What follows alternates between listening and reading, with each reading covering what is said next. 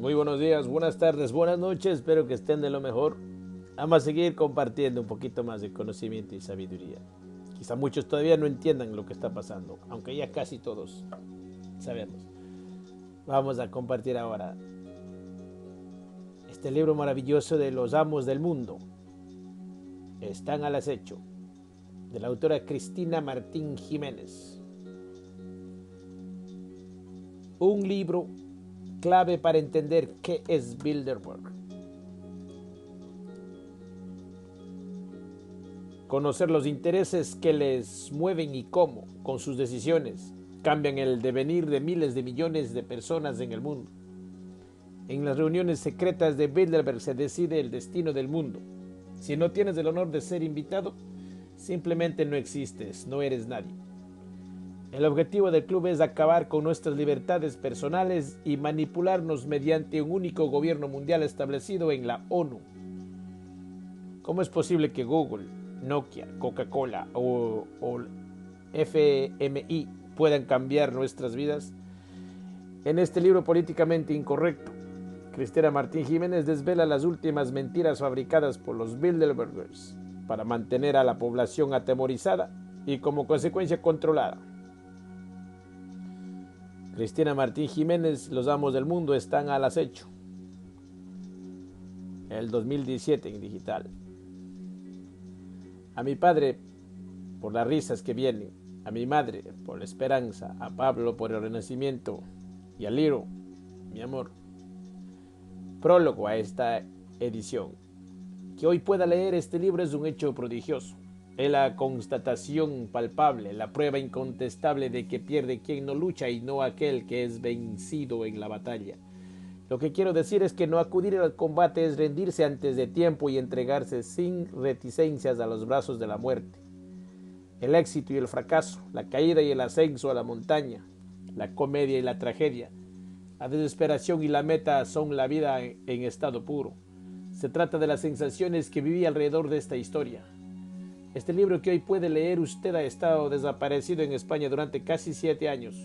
Fue publicado por primera vez en mayo del 2010, un mes antes de la reunión de Bilderberg en Sitges, levantando una lógica expectación ante una cumbre internacional que muchos acababan de descubrir en su propio territorio.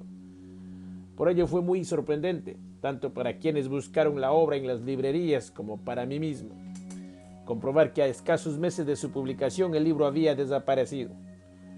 A pesar del interés que despertó, fue borrado de la faz de la tierra. Las personas que querían leerlo no lo encontraban por ninguna parte y denunciaron su desaparición en las redes sociales. Se había esfumado dejando un rastro de preguntas, incertidumbres y silencios. Jamás se me explicó por qué ocurrió. Solo sé que una escritora sufre al ver censurada y silenciada su obra. Por ello hoy mi felicidad trasciende las palabras que pudieran salir de mi mente para expresar la alegría que siento porque vuelva a la vida. Es el regreso del hijo pródigo en versión libro. Ahora vuelve a España, pero a finales de 2015 se publicó en Uruguay, donde se convirtió en uno de los libros del verano y alcanzó los primeros puestos de las librerías. Fue entonces cuando un lector uruguayo me dijo algo que me impactó. No dudes de que eso que le hicieron a tu libro le dio más fuerza y ese poder propició que se convirtiera en un número 1. Pero aún tiene que darte muchas alegrías, ya lo verás. No lo había pensado así, nunca reflexioné acerca de la fuerza que el silencio y el paso de los años estaban transfiriéndole a mi libro. Y nunca imaginé que sería el sello Temas de hoy, del grupo Planeta, que lo imprimiría en sus legendarios talleres. La vida está llena de rarezas, vericuetos, sutiles, milagros inesperados y profetas. Creo que ha regresado en un momento excelente porque los acontecimientos ocurridos en este tiempo han generado en las personas un impulso para cuestionarse determinados aspectos sobre el poder y los medios de comunicación a los que antes no prestaban atención. Lo que han conseguido aquellos que participaron en su desaparición es dotarlo de más valor porque las denuncias de informaciones que vaticiné en mi libro del 2010 se han hecho realidad. Son palpables. Es el mundo que hoy encuentra al encender su televisión. Pero aún hay más, porque 7 años después los periodistas que deben informar siguen sin dar explicaciones racionales de lo que ha sucedido y de lo que está sucediendo en el mundo. La mayoría de ellos está perdida e ignora quiénes son los auténticos generadores de los acontecimientos que ocurren. Cada vez hay menos información y más infoxicación. Cada vez hay menos libertad y menos verdad. Por ello es importante que se conozca la historia que quedó registrada en estas páginas. Este es el libro que ha vivido en el silencio hasta que un milagro ha querido rescatarlo. El tiempo humano es distinto al tiempo de los dioses. ¿Acaso sabemos algo del destino? Por mi parte, ante este regalo inesperado, solo encuentro una palabra para gritar lo que siento. Gracias. Y una acción, actualizar algunos de los datos del libro. En este sentido, he creado unos anexos al final de los capítulos donde he ubicado el contenido más sesudo e histórico sobre el Club Bilderberg. Ahí podrán encontrar multitud de datos y nombres vinculados con la entidad.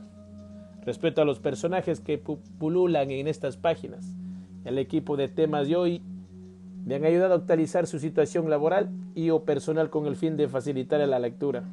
Con idéntico objetivo hemos decidido actualizar algunos acontecimientos políticos y económicos sucedidos en este tiempo, respetando en todo momento la esencia del libro porque consideramos que uno de sus valores máximos radica en que la obra que llegue a sus manos sea la original. Por ello, insistimos en subrayar que los cambios realizados son anecdóticos, en ningún caso esenciales y siempre efectuados con un objetivo armónico. Es paradójico constatar cómo el tiempo ha dotado de solera esta obra, confiriéndole carácter y abolengo. Lejos de envejecerlo, el paso de los años y actualizado, oxigenándolo y dotándolo de la raigambre a la solidez que solo alcanzan los buenos vinos. Tal prodigio se debe a que en este libro se plantean cuestiones que aún no han saltado a la agenda de los medios de comunicación, adelantándose a los que sorprendentemente deberían haber llegado hace tiempo a los periódicos, televisiones y radios. Se trata de cuestiones que los ciudadanos vienen planteándose, precediendo también así a los adormilados industrias culturales. ¿Qué hay detrás del calentamiento global? ¿Cómo se maneja la propaganda en el siglo XXI? ¿Qué es lo políticamente correcto y el pensamiento único? ¿De dónde surgen las alarmantes pandemias globales? Tampoco olvidamos tratar la gobernanza global y el estado de la democracia, como también nos preguntamos por qué millones de años después la élite sigue recurriendo al miedo y a la mentira como armas principales de su poder. Analizamos la implicación de la prensa en los postulados de Obama, Hillary y contra el inesperado triunfo de Trump. La religión global, la tercera guerra mundial y lo eficaz que le resulta a los dominadores, el secreto y la ocultación son solo algunos de los temas que se analizan en este libro que incluye, además, una carta del segundo presidente de Estados Unidos, John Adams, a su hijo, en la que critica a los Illuminati. Este documento desclasificado nos ayuda a entender qué era y es exactamente esta sociedad de origen alemán que se implicó profundamente en las revoluciones burguesas del siglo XVIII y cuyas ideas y consecuencias aún vivimos. Por todo ello, el paso del tiempo no ha hecho más que actualizar el libro como lo confirma el éxito obtenido recientemente en Uruguay. Junto a Perdidos, los planes secretos del Club Bilderberg y los planes del Club Bilderberg para España, esta obra que al fin tiene en sus manos completa una trilogía esencial para todo lector interesado en conocer el verdadero mundo contemporáneo.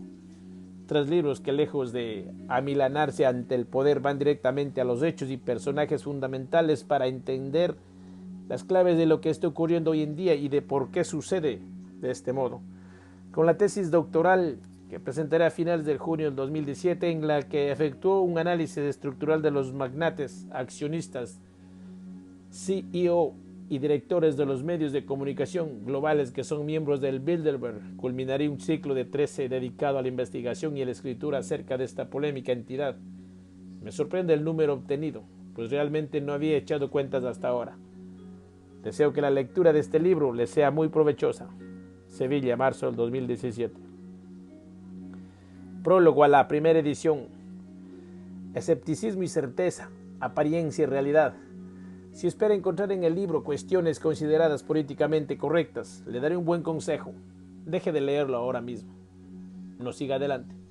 Al igual que cualquier Bilderberg que se precie, yo también considero mi tiempo un valor en alza y ni me gusta perderlo ni pretendo hacerlo, perder a nadie.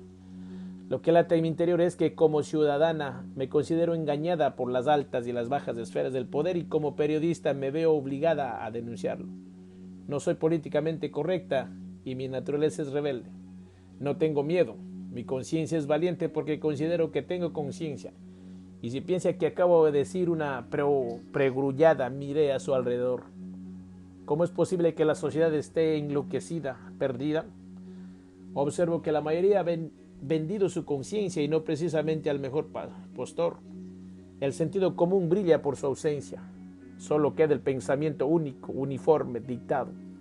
Y este fenómeno se ha globalizado, es planetario. Lo que ocurre es fortuito, en absoluto. Está planificado con muchos años de antelación, mucho antes de que yo y quizá usted naciéramos. Desde hace años, los políticos títeres de todos los rincones del mundo están pidiendo la universalización de la educación, un dictado de la ONU que anhela la implantación definitiva del pensamiento único. Un solo planeta pensando igual y actuando del mismo modo no sería un mal asunto a priori, siempre y cuando los valores a extender fueran los buenos y no los malos, que es realmente el modelo que nos ofrecen los amos del mundo. Se trata de un modelo podrido y envuelto en papel celofán para que caigamos en su trampa de creer que es un regalo. El filósofo israelí Elie Bernabi ha manifestado perspicazmente que el relativismo moral ha destruido los sistemas de defensa inmunitaria de la sociedad y si flaqueamos ya no hay límites. El relativismo moral se traduce en el todo vale. El odio, la ira y la codicia se han convertido en el pan de cada día. No todo lo perciben, pero la verdad es que estamos en guerra para defender nuestra libertad. El ser humano ha nacido para ser libre e independiente, pero el sistema ha sido creado por los amos del mundo para que seamos dependientes y esclavos de él. Y no podemos considerar un asunto trivial la nueva religión que han fabricado. Abogo porque la ignorancia sea considerada un pecado capital, sobre todo la de quienes nos gobiernan. ¿Nos toman por idiotas absolutos? Con un periodismo domesticado, de sueldos bajos y palabras censuradas, se ha perdido el discernimiento, el equilibrio, la claridad, la valentía, la crítica. Más que gobernados somos desgobernados y parece no importarnos. Hay que desenmascarar a los bárbaros desalmados. No se reacciona contra los causantes de la crisis económica mundial, porque esperamos que quien ha provocado el problema debe arreglarlo. Pero ¿cómo será el mundo después de este periodo de recesión? ¿Por qué lo han hecho? ¿Qué van a obtener? Dicen que el autor de un delito es aquel a quien beneficia. Tan solo en España, según anunció el exdirector gerente del Foro Monetario Internacional, Rodrigo Rato, desaparecerían el 30% de las cajas de ahorro y el 10% de los bancos, lo que se traduce en más monopolio, más dinero y más poder en menos manos. La crisis cambia el estado de las cosas, de los países, de la economía y las instituciones. Rogaremos que nos saquen de esta crisis a cambio de lo que sea. De momento, está mutando el sistema financiero, el laboral, prejubilados, trabajadores a los que han obligado a la fuerza a abandonar sus puestos y a los que echarán a la calle en un futuro inmediato. Estamos a la espera de una época inédita, la que diseñan los amos del mundo, que a bien nos conocen. Cuántas armas de coacción, cuánto miedo para el control, cuántos procedimientos perversos. ¿Es políticamente incorrecto creer en la existencia del Club Bilderberg? ¿Dudar de que el cambio climático sea generado por el interés de unos pocos hombres? ¿Es políticamente incorrecto denunciar que la vacuna contra la gripe o atenta contra nuestro sistema inmunológico? Que Obama no es quien asegura ser y que el núcleo duro de la masonería maneja los hilos del mundo. Es políticamente incorrecto pretender vivir libremente en África y es políticamente incorrecto escribir este libro. Si usted es políticamente correcto, no lo lea. Puede ser perjudicial para su salud racional, emocional y sentimental. Una década atrás, hace 12 años, cuando decidí investigar las entrañas del Club Bilderberg, sentí escalofríos porque el relato de sus hazañas se asemejaban más a la ciencia ficción que a la realidad. Instigada por la curiosidad y el afán de conocimiento, comencé un largo camino que no logró disipar completamente mi escepticismo al respecto, pues aunque desde mi época universitaria me venía cuestionando acerca de lo que percibía como un mundo absurdamente contradictorio, durante la investigación y escritura de mi primer libro no acabé de asimilar la psicología depredadora de aquellos que nos gobiernan, parapeteados tras sus sonrisas perfectas e indolentes. Nuestra cultura es el resultado del proyecto particular de los dominadores que se han sucedido en la historia, para quienes nosotros, es decir, el pueblo, No somos más que utensilios a expensas de sus intereses. A pesar de los avances técnicos o la implantación del estado de bienestar desde los albores de la civilización sumeria, hemos caminado sobre una estructura organizativa idéntica, en la que la alta jerarquía sometida a los ciudadanos, convirtiéndolos en esclavos de un modelo social diseñado y dirigido por un mismo arquetipo de poder, época tras época.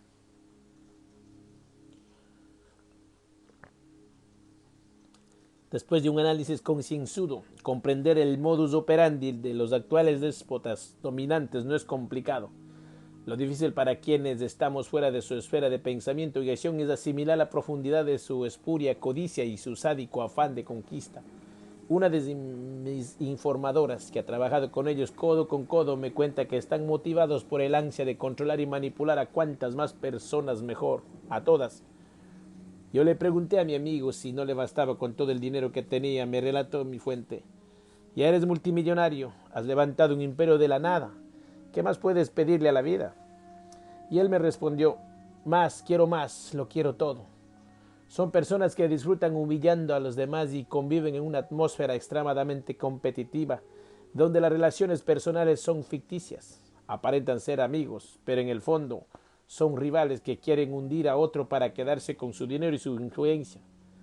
Mi informadora y yo coincidimos en subrayar que, precisamente, ese modelo de convivencia basado en una competencia atroz y una extinción de la solidaridad social que ha caracterizado a las comunidades originales es que los poderosos están implantando en la ciudadanía.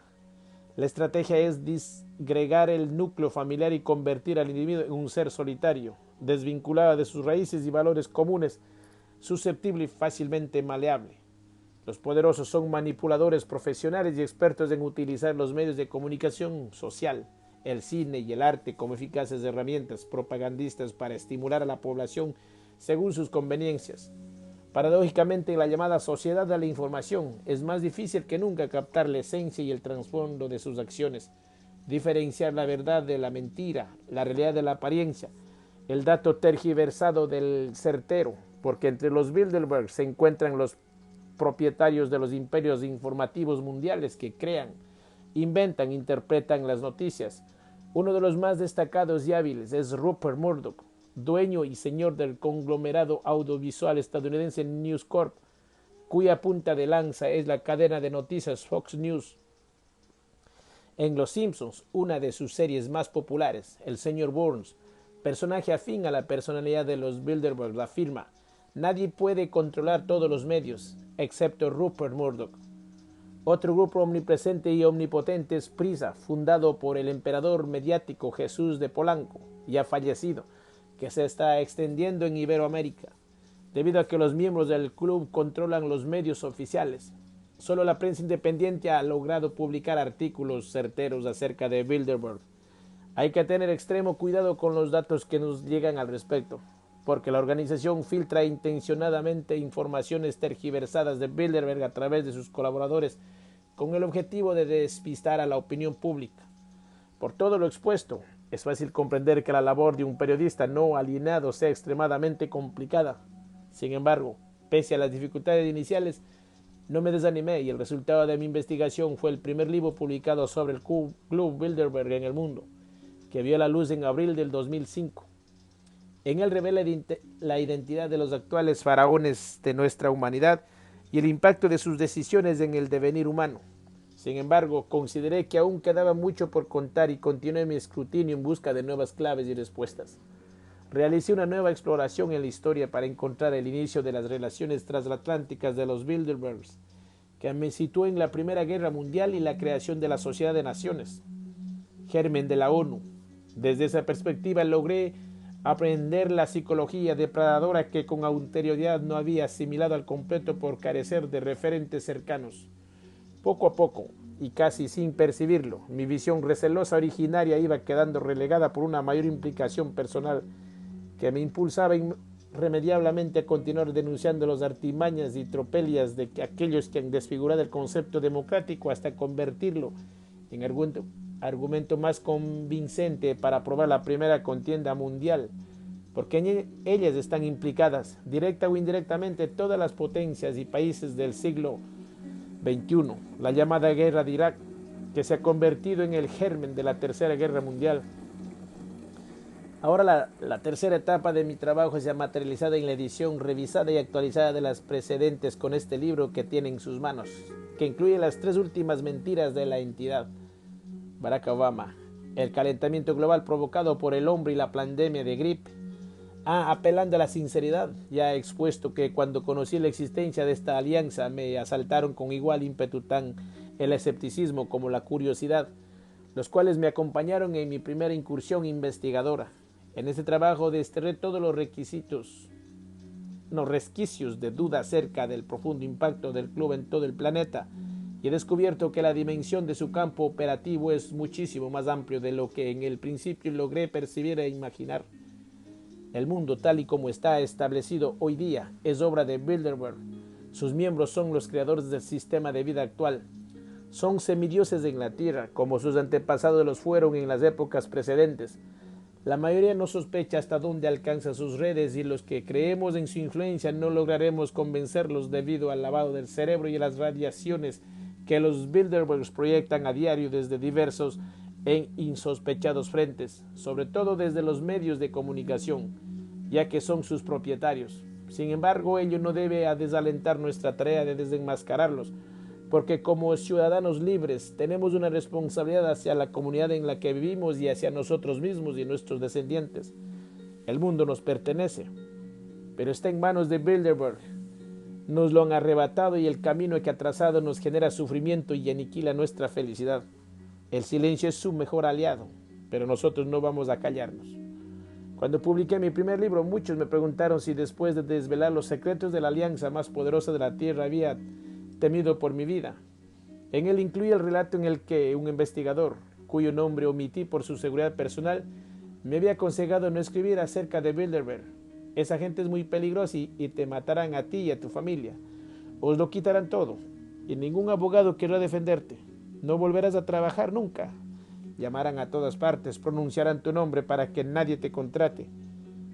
Y a una orden suya retirarán el libro de las librerías. A mí han intentado matarme y secuestrarme en muchas ocasiones.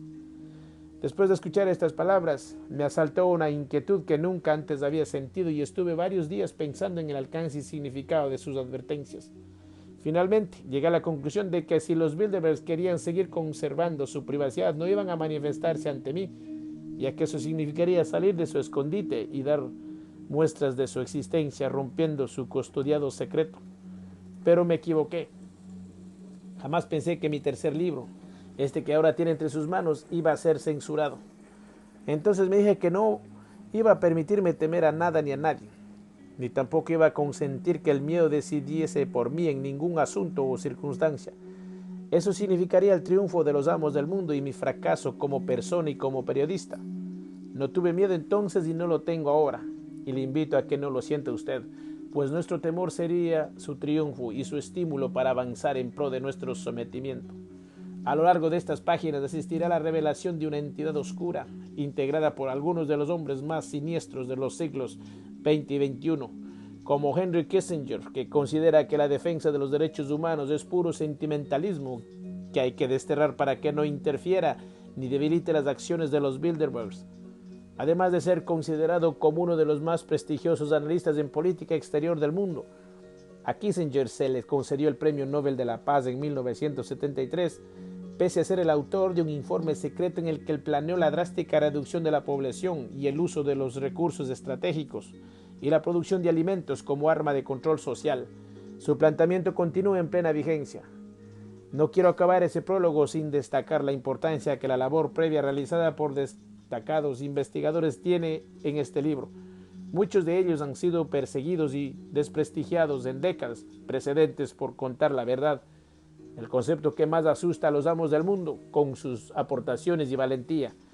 Precursores como el profesor Anthony Sutton, el sociólogo británico Michael A. Peters, los analistas Noam Chomsky, Dallas Smith, Herbert Schiller, Charles Wright Mills y el historiador Carroll Quigley, entre otros, han contribuido de forma notable a la resolución de puzzle que hoy podemos completar para alcanzar el conocimiento de la verdadera historia del Club Bilderberg. Gracias a todos ellos y a los que a diario hacen llegar la verdad a quienes lo rodean. Como bien ha dicho la escritora egipcia Nawal el Sadawi, nada es más peligroso que la verdad en un mundo que miente. Sevilla, marzo del 2010. Primero, el Club Bilderberg, los amos del mundo. Hay dos historias. La historia oficial mentirosa, la que se nos enseña. La historia secreta en la que se hallan las verdades causas de los acontecimientos. Una historia vergonzosa. Honore de Balzac, 1799-1850. Las ilusiones perdidas. Un club ultra selecto, ultra exclusivo, reservado a los más poderosos, donde la pertenencia al mismo viene avalada por cuentas bancarias, roles de poder, influencias militares, mediáticas, intelectuales, económicas y políticas. Una entidad supranacional, un grupo creado dentro de un sistema democrático multinacional, pero de espaldas a él, por encima de él, por encima del bien y del mal. ¿Qué es un secreto? Le preguntaron en una ocasión a Henry Kissinger, a lo que el inmigrante alemán que escaló las cumbres más altas del poder en Estados Unidos respondió: un secreto es lo que uno no quiere ver en la portada del New York Times. Más de 60 años han pasado desde su fundación y usted jamás ha leído nada sobre Bilderberg en la portada de ningún periódico, muchos menos en la de New York Times. Como bien sabe, los medios le hacen el juego al poder. Pero ¿hasta qué punto? ¿Hasta qué extremo le guardan el secreto a Bilderberg? A espaldas del mundo, velado a los ojos de los ciudadanos, en un silencio sepulcral e inquietante, la élite del poder acerca o acecha en secreto para diseñar y dirigir el destino de todos los seres del planeta. Avanza sigilosa sin pausa, conquistando el territorio de las libertades personales y reduciéndola a la simple elección entre los productos ofertados en su mercado global. ¿Qué coche compró? Uno rojo o verde, grande o pequeño, americano o japonés. A ese tipo de elección la llaman libertad los miembros del Club Bilderberg, tan temidos como ignorados, blanco de detractores infalibles y de devotos incondicionales. Durante 3 días del mes de mayo-junio, las élites política, militar, financiera, económica, aristocrática e intelectual planetaria se reúnen, con la discreción que marcan sus ritos, en uno de los hoteles más lujosos del mundo. Banqueros, generales, espías, jefes de gobierno, dueños de imperios mediáticos, periodistas, reyes y príncipes se confinan tras una puerta cerrada para usurpar el derecho a debatir y a decidir que en democracia nos pertenece a cada uno de nosotros. Cuenta con información privilegiada, con metadatos y resultados empíricos que ocultan a los ciudadanos con la clara finalidad de manipular nuestras emociones y con ellas nuestro comportamiento. El fin es el de siempre, el control, y para ello hay que mantener al pueblo alejado del conocimiento y la verdad. Los amos del mundo siempre están al acecho, haciendo realidad cada día la sentencia del filósofo Thomas Hobbes. Homo homini lupus, el hombre es un lobo para el hombre. Son los auténticos depredadores que jamás se detuvieron ante nada ni nadie para conseguir su objetivo, la dominación total del mundo. Bilderberg no actúa por dinero, ya lo tiene, sino por poder. Anhela el control absoluto de todas las mentes del planeta. ¿Y cómo lo hacen? Controlando los medios de comunicación. Como demuestro en mi tesis doctoral, miembros del Bilderberg son los principales propietarios y accionistas de los 6 grandes conglomerados mediáticos globales, lo que significa que ellos eligen qué es noticia y qué no, qué se publica y qué se oculta, cómo se interpretan los acontecimientos que se van a publicar y quiénes son los buenos y los malos de la película. Ramón Reich, catedrático de Estructura de la Información de la Universidad de Sevilla, habla de dioses y diablos mediáticos. Y ya dijo Humberto Eco que quien controla los medios de comunicación controla el mundo. Apropiarse de la prensa, de la comunicación, de la industria, del entretenimiento es el juego más sucio de todos los que practican. El peligro que entraña controlar la prensa es infinito porque sus decisiones convierten a la democracia en una dictadura. Pregúntense si es que no lo han hecho ya. ¿A quiénes sirven los medios de comunicación? ¿A la verdad? ¿A los ciudadanos? ¿Al mercado? ¿Al poder? En el universo ideal de la élite gobernante, los ciudadanos solo somos esclavos, siervos sin cadenas visibles, pero irremediablemente atados a un mundo injusto, a un sistema ideológico, económico y cultural atroz, impuesto a golpe de consignas democráticas falsas y de propaganda. mientras excluyen de cualquier posibilidad de desarrollo a los que llaman tercer mundo. En suelo occidental practican una guerra silenciosa por la que el espíritu del ser humano, libre por naturaleza, es enterrado irremediablemente en una tumba, gestionada por un sistema de trabajo, consumo, enseñanza y ocio sagazmente planeado y teledirigido para apoderarse de su alma, de su libre albedrío. Se trata de la versión más sofisticada de esclavitud, en la que los ciudadanos continúan al servicio del dominante sin ser plenamente conscientes de ello. De ahí surge la paradoja por la que el dominado le está prestando una ayuda precisa e insospechada al dominador.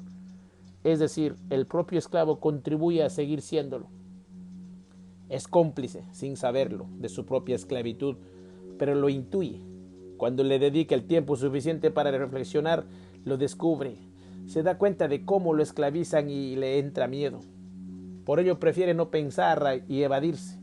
Aunque es justo decir que muchas personas sí son plenamente conscientes de su esclavitud y se dejan esclavizar y son felices siendo esclavas.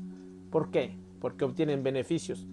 Por su parte, de forma paulatina, los Bilderbergs continúan el acecho de las libertades con el fin de instaurar un mundo en el que no haya fronteras ni naciones. Un planeta como el que cantaba John Lennon, aunque habrá una tenue diferencia. Ser un modelo decidido unilateralmente implantando por la fuerza.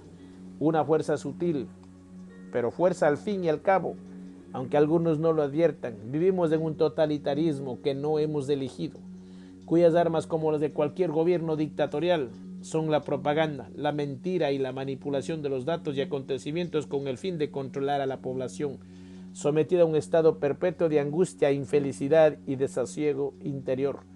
No sabe lo que ocurre, pero sabe lo que algo le pasa. Un mundo de secretos y conspiraciones. Pese a su intencionalidad secreta, más de medio siglo después la existencia del club empieza a superar el umbral del silencio, aunque solo para algunos, porque la mayoría de la opinión pública vive aún en el desconocimiento total de sus actividades y objetivos. Después de tantos años en el oscurantismo, su mitología empieza a trascender más allá de sus reuniones clandestinas gracias a las escuelas de infiltraciones de la prensa, a las interesadas y tendenciosas filtraciones del grupo, y sobre todo a la investigación reveladora de alguno que otro periodista no ha alienado. Desde hace más de una década, presto especial atención al análisis de las interesadas y tendencias filtraciones del grupo, pues sin el estudio en profundidad de los hechos y de las declaraciones de sus miembros no conseguiremos comprenderlos nunca. ¿Quiénes son los Bilderbergs? ¿Qué debaten en sus perturbadoras reuniones? ¿Es posible el diálogo dentro de su seno o el sentido de los asistentes invitados no es otro que cumplir fielmente las órdenes del clan superior? Y sobre todo, ¿quién manda en Bilderberg? Posiblemente usted haya leído algunos de mis libros, seguramente no crea en versiones oficiales porque intuye o incluso ya cuenta con sus propios datos y observaciones que contradicen lo que el poder pretende hacer pasar por verdad actuando como el orwelliano Ministerio de la Verdad. Pero usted sabe cómo funciona el mundo y precisamente por eso en alguna reunión de amigos ha tenido que escuchar que le digan déjate de teorías de la conspiración. Eres un conspiranoico. Vaya piropo. Y eso que lo único que hizo fue poner en duda la versión de los políticos, los informativos, los tertulianos y los expertos varios. ¿Acaso no tenemos derecho a dudar? Es la duda cartesiana, la duda que hace avanzar al ser humano y entroniza la verdadera ciencia. No, usted no es un conspiranoico. Lo único que hace es aquello, le es propio al ser humano, pensar. El ser humano es un ser pensante. Ha sido la aplicación del pensamiento lo que nos ha traído desde las cavernas hasta las megaciudades, aunque ahora parece que estamos regresando a las cuevas a juzgar por los estúpidos que nos hemos vuelto. ¿Quiénes son los conspiranoicos entonces? Son los que temen, los que tienen miedo de que algún día usted despierte y descubra que no vive en el maravilloso mundo de Disney que los medios de comunicación han creado para usted. Existe otra realidad ahí fuera, pero hay que tener agallas para abrir los ojos y mirarla cara a cara. Se vive más cómodo en Disneylandia. Pocos son los valientes, los auténticos audaces, los osados de quieren conocer la verdad, los que no temen al frío, a las tormentas ni al hambre. Escasean los odiseos que se enfrentan a sus propias Ilíadas. En cambio, esa palabra que los jactanciosos y cobardes, que los pusilánimes y arrogantes elevan a los aires no salió de sus cerebros, les fue inducida, inoculada como un virus en la mente. No se les ocurrió a ellos, los úfanos, los zascandiles que se creen libres de pensantes, ignoran que repiten como robots las persuasivas ocurrencias de los agentes de la CIA. La verdadera autora e inculcadora de un término creado para aniquilar al adversario intelectual, inquietada por la falta de fe de ciudadanos y periodistas en la versión oficial del magnicidio de John F. Kennedy, idearon zanjar las siempre molestas preguntas con un «esos son teorías de la conspiración». No haga más preguntas y crea lo que le decimos. A Kennedy lo mató Lee Harvey Oswald. Y lo repitieron una y otra vez, con la intención de que la fuerza bruta le ganara la batalla al pensamiento. Una mentira repetida 1000 veces se convierte en verdad. Había sentenciado Goebbels, el ministro de la Ilustración y la propaganda nazi. Pero no, ni aún, a fuerza de repetición, una mentira jamás se convertirá en verdad. Cuando a los conspiranoicos de la CIA y a sus periodistas y pseudo-intelectuales a sueldo les crecen los herejes, inventan palabras para etiquetar. La última es la posverdad, con la que tratan de explicar sus últimos fracasos. El Brexit, Barack Obama, Hillary Clinton, con la que combatirán a los herejes del cambio climático provocado por el hombre, a los descreídos de Obama, a los que no se vacunan cuando arrecia en los medios de comunicación su última pandemia global. A todo lo llamarán posverdad. Cualquier cosa antes de aceptar que sus mentiras son mentiras y que su lucha no sirvió para nada, solo para poner caos donde antes había orden. El término conspiranoia lo inventó la CIA.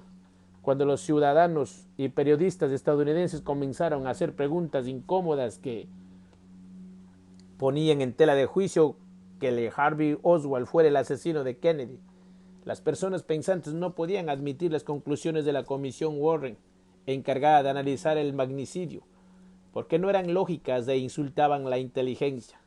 El recurso de la conspiración fue un insulto más que se ha alargado en el tiempo, demostrando que quienes lo inventaron estaban más asustados que aquellos que hacían lo que era lógico. Pensar Kennedy era una molestia para los planes del establishment de Bilderberg. El fracasado asalto a la Bahía de Cochinos, organizado por la CIA y apoyada por los propietarios de los principales medios de comunicación norteamericanos. Bilderberg al mismo tiempo había puesto en ridículo al presidente. Por ello, lo primero que hizo fue destituir a Allen Dulles, el todopoderoso director de la Agencia Central de Inteligencia que velaba por que las conferencias Bilderberg se celebrasen sin que la prensa los molestara. Qué extraño resulta que luego fuera recuperado como miembro de la comisión Warren y que diese carpetazo al asunto culpando a Oswald, quien 2 días después fue asesinado por Jack Ruby. A Kennedy le sustituyó el masón Lyndon B. Johnson a las órdenes del club. Y eso es Bilderberg, eso el poder. Quien tiene el poder tiene la capacidad de crear mundos imaginarios a través de todos los instrumentos de comunicación que controla. Las palabras, los periódicos, la televisión, el cine, los actores famosos que trabajan en sus productoras, los diseñadores de ropa de cuyas marcas son los dueños. Si usted pregunta más aún, si usted piensa se convierte en un teórico de la conspiración, si no quiere que le insulten de ese modo, sea una niña o un niño bueno y crea todo lo que nosotros, los mentirosos habituales, le contamos sobre el mundo. Siga creyéndonos a pesar de las mentiras que les hemos relatado sobre el golpe de Estado de Pinochet, la contra de Irán, las armas de destrucción masiva de Saddam Hussein, el calentamiento global provocado por el hombre, las pandemias de gripe A y del ébola, Obama, las primaveras árabes y ahora Donald Trump. Siga creyendo en nosotros y en nuestra suma inteligencia para poner caos donde antes había orden. Claro, ¿de qué se extraña? ¿Ah? ¿Aún no se había dado cuenta de que la clave del nuevo orden mundial es ser el nuevo caos global? ¿Qué arte mágico provoca que sean calificados de conspiraciones quienes piensan que aquellos que ya han mentido antes pueden volver a mentir?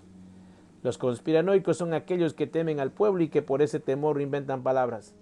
Los conspiranoicos son aquellos que han mantenido el poder en sus manos desde la Segunda Guerra Mundial y que, para no perderlo, han inventado un mundo que no existe, una irrealidad, una ficción que se les ha vuelto contra ellos. Donald Trump. Pero los amos del mundo siguen al acecho, convencidos de que lo están haciendo estupendamente. y de ahí derriba su gran peligro. Los Bilderberg son peligrosos porque creen que están sirviendo a Dios. Lo que significa Dios para ellos es un misterio. Capítulo 2. La masonería y Bilderberg. Cuando el hombre deja de creer en Dios, ya puede creer en cualquier cosa. Gilbert Keith Chesterton, 1874-1936, escritor británico. Existen pruebas irrefutables de que desde la Edad Moderna, la masonería ha influido en los sucesivos episodios de la historia mundial, como han demostrado con rigor las investigaciones de reputados autores académicos. Ha favorecido la expansión del Imperio Británico y las reivindicaciones de la Revolución Francesa antes de ser manipulada por Napoleón para servir a las ambiciones de su política, además de conformar una parte imprescindible en la gestación y desarrollo de las tres internacionales socialistas. Su efecto fue fundamental en las oleadas y campañas anticatólicas de Francia, España, Italia e Iberoamérica, así como en los procesos revolucionarios de estos países. Algunos historiadores destacan las sangrientas maniobras de la masonería para conseguir sus propósitos, como los asesinatos de líderes de vanguardia, la utilización de armas no convencionales, los golpes de Estado y las invasiones directas o indirectas a determinados países. En la sangrienta Italia de los años 80, la logia P2, en cohesión con la OTAN y el Banco Ambrosiano, puso en marcha la Operación Gladio, que creó un caos provechoso para los ocultistas, no los ocultas élites del poder que conforman Bilderberg. Los hechos fueron denunciados en su libro cuarto por el juez Ferdinando Imposimato, presidente honorario del Tribunal de Casación italiano, que instruyó el caso del asesinato del primer ministro italiano Aldo Moro, el intento de asesinato contra el Papa Juan Pablo II, y fue uno de los principales jueces antimafia. En la presentación de su obra, un reportero de Fanpage lo entrevistó y esto fue lo que dijo. Reportero: 30 años después de la serie de atentados seguimos sin saber la verdad. ¿Cómo es posible? Ferdinando Imposimato: no, ya hemos descubierto parte de la verdad. Las cosas son más claras actualmente. Hubo complicidad del Estado o de facciones del Estado con la mafia, el terrorismo, la masonería, que se armonizaron a través de una organización denominada Gladio o Stay Behind, una organización internacional manejada por la CIA. Todo eso está hoy demostrado. Antes era fantasía, hoy es una realidad conocida y un problema que perdura. Una serie de atentados para desestabilizar el Estado. ¿Con qué objetivo? FI. No lo hicieron con vistas a un golpe de Estado, sino para fortalecer al poder, desestabilizar el orden público para estabilizar el poder político. ¿Y su investigación nos conduce al grupo de Bilderberg? FI. En verdad, fue Emilio Alessandrini quien lo descubrió en un documento que yo encontré milagrosamente. Encontré ese nombre en ese documento que databa de 1967 y después hubo esa reunión de Bilderberg que se desarrolló en Roma sin que ningún periódico hablara de ella, con excepción de Dagospia y ese grupo de Bilderberg. Hay que estudiar ese documento muy importante que ya mencioné. Ese documento dice que el grupo de Bilderberg es uno de los responsables de la estrategia de la tensión y por lo tanto es también responsable de los atentados. Ese grupo de Bilderberg, responsable de las masacres. En el grupo hay miembros del gobierno y gente cercana al mundo político y empresarial. FI. Es imposible que alguno de ellos no estuviese al corriente, pero ese es el tipo de cosas que hace el grupo de Bilderberg. Dirige al mundo y las democracias de forma invisible para condicionar el desarrollo democrático de esas democracias. Así es como ocurre mientras la prensa mira hacia otro lado, porque hoy los propietarios de los medios son Bilderbergs, como demuestro en mis tesis doctoral en Italia. Giovanni Agnelli, miembro del comité directivo del Bilderberg y propietario del grupo Fiat y de Rizzoli, Corriere della Sera, actualmente es accionista del Mundo, El Marca, etc. Se encargaba de mantener a los periodistas a raya, silencio absoluto respecto a sus redes de poder. La metodología masónica está conectada directamente con algunos de los procedimientos utilizados por los Bilderbergs contra lo que han considerado un obstáculo para la consecución de objetivos. Sigue pululando en el aire. por ejemplo la autoría del magnicidio de John F. Kennedy. Sin embargo, poco o nada se ha profundizado en la conexión de Bilderberg con la masonería, a pesar de que resulta sorprendente comprobar la cantidad de rasgos comunes de que cualquier investigador imparcial encuentra al analizarlos. El punto más inmediato que los vincula es que, precisamente, el club es obra de masones.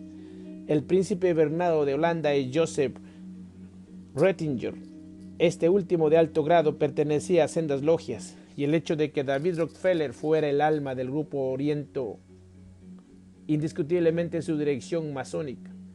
Además, muchos de sus miembros actuales, así como gran parte de su comité directivo, pertenecen a la masonería, como vamos a ver en este capítulo. Por lo tanto, observamos que son los masones los que orientan a la dirección del club. En este contexto, es muy interesante conocer las manifestaciones de David Rockefeller sobre Bilderberg. En su libro de memorias, inicia un breve relato sobre la entidad con un sonoro sarcasmo enfocado a ridiculizar a quienes investigan las organizaciones de élite que él ha creado, a riesgo de defraudar a esos traficantes de la conspiración. La verdad es que Bilderberg es realmente un grupo de discusión anual sumamente interesante que debate cuestiones de relevancia tanto para los europeos como para los norteamericanos sin llegar a acuerdos. A continuación, el banquero internacional, que fue espía durante la Segunda Guerra Mundial, habla del ideólogo de Bilderberg, otro espía, Ratzinger, un polaco de origen aristocrático que había servido en la inteligencia británica durante la Segunda Guerra Mundial. Se preocupaba por las tensas relaciones dentro de la comunidad atlántica. Convenció a Bernardo de que convocase a un grupo de individuos destacados para discutir esas cuestiones.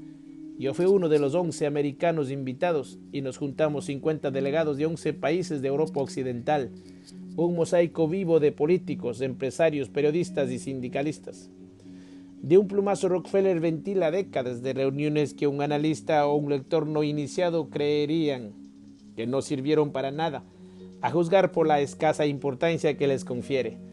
Pero es precisamente esa indiferencia la que despierta las mayores sospechas, una indiferencia que, sin lugar a dudas, interpreto como impostada.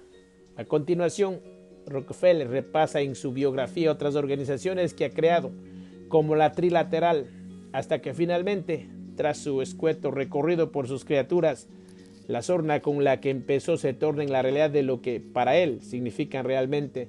Estas organizaciones reflejan mi creencia en el principio del compromiso constructivo. Como miembro de la inteligencia durante la Segunda Guerra Mundial, aprendí que mi eficacia dependía de mi habilidad para desarrollar un entramado de personas con información e influencia fidedignas. Algunos pueden pensar que esta técnica es cínica y manipuladora. Yo discrepo. Este enfoque me posibilitó conocer a gente que fue útil para alcanzar objetivos y me dio oportunidad de entablar amistades duraderas que han enriquecido enormemente mi vida. De sus propias palabras extraemos cuál sería, para Rockefeller, la definición de las organizaciones que ha fundado, como el Club Bilderberg, principio del compromiso constructivo, mi habilidad para desarrollar un entramado de personas con información e influencia fidedigna, gente útil para alcanzar objetivos, amistades duraderas.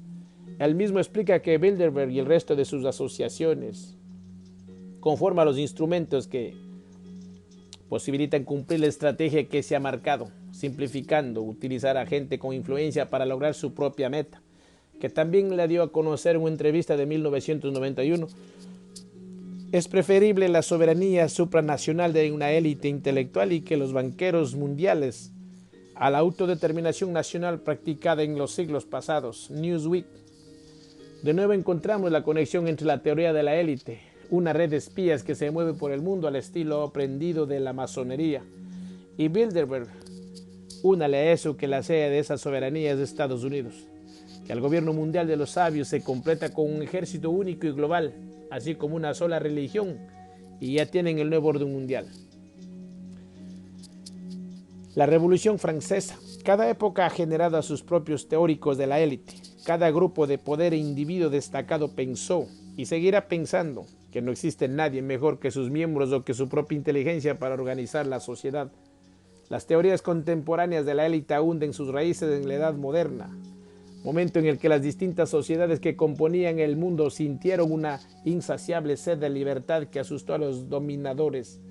Por ejemplo, el juicio a las brujas de Salem en Boston intentó reprimir esa fuerza viva que comenzaba a romper y hacía saltar todo por los aires los constreñidos esquemas del antiguo régimen.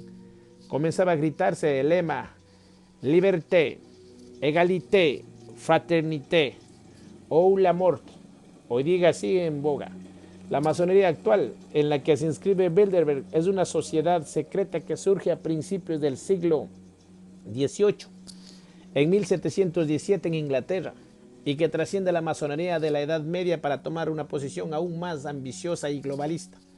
En esta categoría se ubica la masonería mundialista que impregna no solo a Bilderberg, sino al resto centros de poder de sociedades secretas como el Skull and Bones, la Mesa Redonda o el CFR, que abogan por la imposición de un gobierno único. Estas tramas de poder e influencia, señala el historiador Ricardo de la Sierva, se derivan de orígenes comprobadamente masónicos. En ellas coinciden el poder político, el social y el del dinero. Sus miembros están en la órbita masónica, pero muchos de ellos no quieren ingresar oficialmente en la masonería porque es anticristiana y les es más conveniente, más cómodo no hacerlo. Esto significa que Bilderberg y el resto de los clubes están abiertos a los no masones y que no son logias oficiales, sino promociones masónicas. Una sociedad fraternal y totalitaria. Según la Gran Logia Unida de Inglaterra, base de la francmasonería o masonería moderna, la masonería es una de las sociedades fraternales más antiguas del mundo, hunde sus raíces en la Edad Media, cuando el gremio de artesanos de las grandes catedrales cristianas decide unirse para luchar por el reconocimiento y la profesionalización de su trabajo, creando sus propias constituciones en las que juran guardar el secreto de las técnicas de edificación de sus obras. Desde el punto de vista laboral, el objetivo es evitar el intrusismo profesional y regularizar los honorarios de sus servicios. El secreto de la construcción pasa de padres a hijos y se crean distintas logias, con el nombre de sus lugares de reunión en las que se agrupan por especialidades. Con el paso del tiempo, devienen en otras organizaciones que afirmaban custodiar una serie de secretos muy diferentes y relativos a la vida de Jesús de Nazaret, como la Orden del Templo, los Cátaros, el Priorato de Sion o los Rosacruces, entre otros.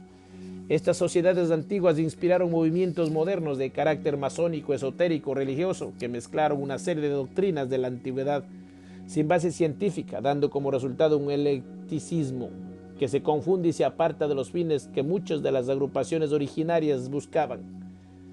Las modernas piensan que han sido elegidas para continuar la labor de búsqueda de la sabiduría, de la existencia y el sentido de Dios y de la muerte, pero sus actos contradicen a sus miembros y dirigentes poniéndolos en evidencia.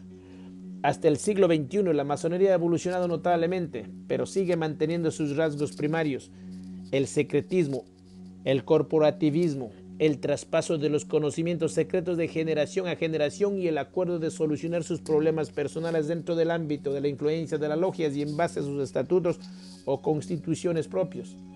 A pesar de que se presentan como un grupo de hombres libres e iguales, las logias mantienen una marcada jerarquía que obliga al resto de miembros a obedecer al jefe. El autoritarismo en ocasiones muta a un totalitarismo. Realmente la masonería es hoy un entramado complejo que se distribuye a lo largo o ancho del mundo a través de distintas agrupaciones que se integran a modo de confederación en las grandes logias.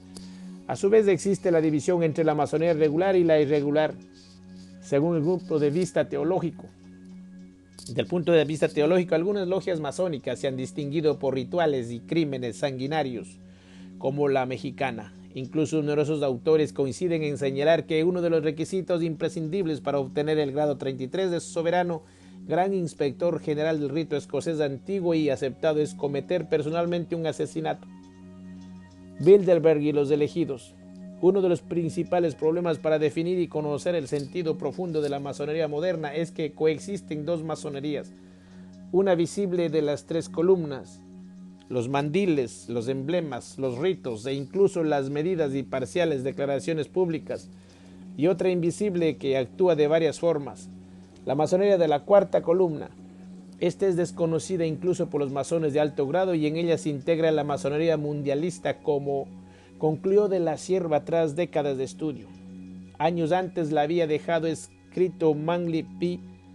Hall, 1901 y 1990. uno de los autores masónicos más reconocidos de la masonería actual, mezcló mitología, religiones, matemáticas y magia. Habla de Pitágoras, de ritos paganos, dioses egipcios y cristianismo antiguo. Su legado se estudia en la University Philosophical Research, ubicada en Los Ángeles, California, y su obra más conocida es The Secret Teachings of All Ages, an encyclopedic outline of Masonic, Hermetic, Kabbalistic and Rosicrucian Symbolical Philosophy. En 1928 es completamente revelador lo que leemos de su siguiente libro, Lectures on Ancient Philosophy, publicado en 1929. La francmasonería es una fraternidad dentro de una fraternidad, una organización exterior que oculta la hermandad interior de los elegidos.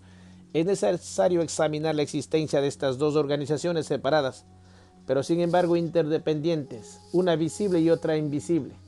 La sociedad visible es una espléndida camaradería de hombres libres y comprometidos a dedicarse a fines éticos, educativos, fraternales, patrióticos y humanitarios. La sociedad invisible es una fraternidad augusta, dotada de dignidad majestuosa, cuyos miembros están dedicados al servicio de un Orcanum Arcanorum, secreto de los secretos, arcano de los arcanos. En esta masonería invisible en la que opera Bilderberg, la masonería de los elegidos, mientras coexiste otras que desconoce a esta superior. Aunque Bilderberg no es una logia, sus dirigentes son masones, lo que significa que en la práctica sus acciones de ideología están integradas en la cosmología masónica. Por ello, los Bilderberg iniciados se consideran elegidos e iluminados. Y frente a los ignorantes ciudadanos corrientes, ellos utilizan y dirigen el club y a los asistentes por el idealismo masón, que consiste en crear un nuevo mundo, un nuevo hombre. Albert Pike, de 1809-1891, quien más de un siglo después de su muerte sigue siendo uno de los autores masónicos más citados y respetados por los hermanos, fue un miembro preclaro de la masonería invisible y el fijo rito escocés antiguo y aceptado como el más practicado en Estados Unidos, de donde se exportó a otras partes del mundo. Fue apodado Papá Masónico y Platón de la masonería, y vinculó sus enseñanzas con la cábala, la gnosis, los misterios de Isis y el culto de Krishna. Su obra cumbre es Morals and Dogma y se ha entregado durante décadas a los iniciados para su educación masónica. Su edición facsímil está presentada y avalada por el Supremo Consejo del Grado 33. Lo que he leído en sus páginas me resulta algo fuera de lo común. No es habitual encontrar en la cultura oficial estos temas, y sin embargo al mismo tiempo se han puesto de moda, como comprobamos del ámbito de la música en los videoclips y puestas en escena de Madonna, Tokyo Hotel o Lady Gaga, por ejemplo. Pike alude constantemente a la luz, las tinieblas, la bestia y a su número simbólico, el 666. El Papa masónico dice así: la masonería, como todas las religiones, todos los misterios del hermetismo y la alquimia, oculta sus secretos a todos, excepto a los adeptos y sabios, los elegidos, y utiliza explicaciones falsas e interpretaciones engañosas de los símbolos para desorientar a los que merecen ser desorientados, para ocultar la verdad que ella llama luz y apartarles de ella. De nuevo, la ocultación, la mentira, la tergiversación, la manipulación, el secreto.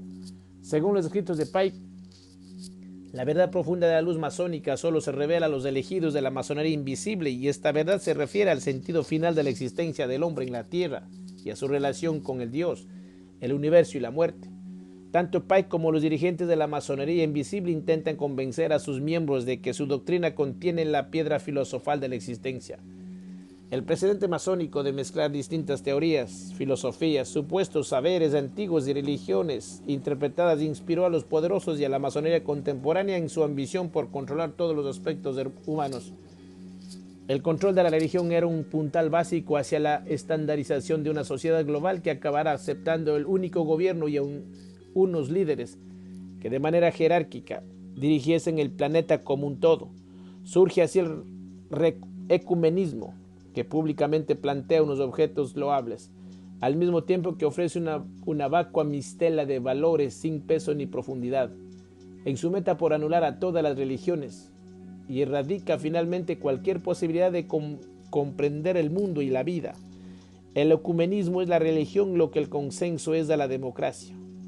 es decir, un proceso de anulación para imponer de forma civilina las teorías de poder elaboradas por la élite. Más adelante analizaremos la religión única de Bilderberg, textos masónicos esenciales. Para comprender el carácter de la religión única que los masones quieren extender por el mundo, identificada con el movimiento New Age o Nueva Era, es importante que antes analicemos el mensaje de algunos textos masónicos clave, pues de ellos derivan los aspectos fundacionales de la nueva doctrina. El Dios aceptado por los masones iniciados es el llamado gran arquitecto del universo. En principio, hasta que se revelen las verdades masónicas en el transcurso de su formación. A recién llegado se le dice que este Dios puede ser el cristiano, el budista, el judío, el panteísta y el musulmán, según la creencia de cada hermano masón.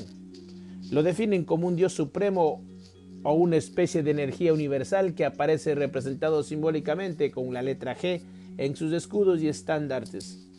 Al retomar e introducir a Estados Unidos el rito escocés antiguo y aceptado de la masonería, Albert Pike identificó a este dios con Lucifer como sinónimo de Prometeo, el titán amigo de los humanos que robó el fuego a los dioses para entregárselo a los hombres. Ese fuego eterno sería el conocimiento. En Morals and Dogma expone el ritual de los masones iniciados para la obtención del grado 19, que reza así: en la Jerusalén celestial reina la luz primitiva. La ciudad de la luz se impondrá la ciudad de las tinieblas. Continúa. Lucifer, el portador de la luz. Extraño y misterioso nombre dado al espíritu de las tinieblas. Lucifer, el hijo de la mañana. Él es quien lleva la luz y con sus resplandores intolerables ciega a las almas débiles, sensuales o egoístas.